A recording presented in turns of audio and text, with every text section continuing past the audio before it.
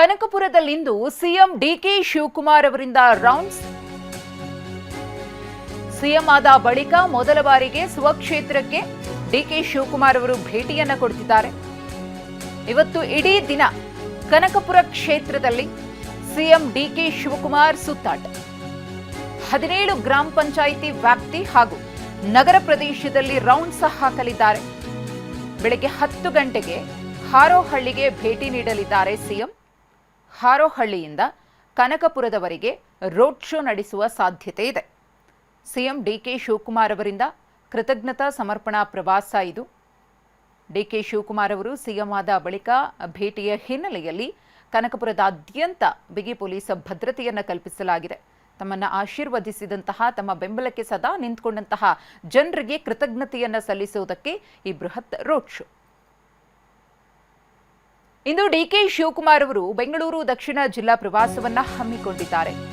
ಹಾಗಾಗಿ ಕನಕಪುರ ರಸ್ತೆಯವರೆಗೂ ಕೂಡ ಮೆಟ್ರೋದಲ್ಲೇ ಡಿಕೆ ಶಿವಕುಮಾರ್ ಅವರು ಸಂಚಾರವನ್ನ ಮಾಡಲಿದ್ದಾರೆ.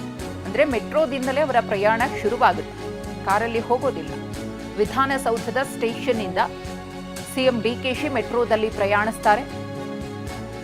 ರಸ್ತೆ ಮಾರ್ಗವಾಗಿ ಅವರು ಹೋಗಿದ್ದೇ ಆದ್ರೆ ಝೀರೋ ಟ್ರಾಫಿಕ್ ಅದು ಇದು ಅಂತ ಹೇಳಿ ಸಾರ್ವಜನಿಕರಿಗೆ ತೊಂದರೆ ಆಗುತ್ತೆ. ವಾಹನ ಸವಾರರಿಗೆ ವೀಕೆಂಡ್ ಹಿನ್ನೆಲೆಯಲ್ಲಿ ಕಿರಿಕಿರಿ ಆಗಬಾರದು ಅನ್ನೋ ಕಾರಣಕ್ಕೋಸ್ಕರ ಡಿಕೆ ಶಿವಕುಮಾರ್ ಅವರು ಇಂತಹ ನಿರ್ಧಾರವನ್ನು ತೆಗೆದುಕೊಂಡಿದ್ದಾರೆ. ಕನಕಪುರ ರಸ್ತೆಯವರೆಗೆ ಮೆಟ್ರೋ ರೈಲ್ನಲ್ಲಿ ಸಂಚಾರವನ್ನ ಮಾಡಲಿದ್ದಾರೆ ಸಿಎಂ.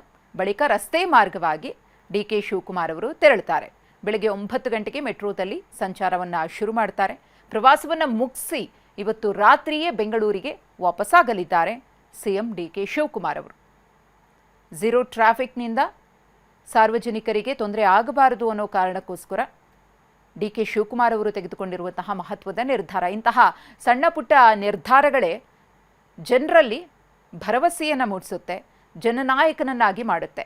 ಆ ನಿಟ್ಟಿನಲ್ಲಿ ಡಿಕೆ ಶಿವಕುಮಾರ್ ಅವರು ಆರಂಭದಿಂದಲೇ ಮಹತ್ವದ ನಿರ್ಧಾರಗಳನ್ನು ಕೈಗೊಳ್ತಾ ಇದ್ದಾರೆ, ಹೆಜ್ಜೆಯನ್ನು ಇರಿಸ್ತಾ ಇದ್ದಾರೆ ಜನಮಾನಸದಲ್ಲಿ ಅಥವಾ ಜನಮನವನ್ನು ಗೆಲ್ಲುವ ನಿಟ್ಟಿನಲ್ಲಿ. ಡಿಕೆ ಶಿವಕುಮಾರ್ ಅವರ ಆಗಮನಕ್ಕೆ ಅವರನ್ನು ಸ್ವಾಗತ ಮಾಡುವುದಕ್ಕೆ ಅವರ ಊರು ಕೂಡ ತಯಾರಾಗ್ತಿದೆ.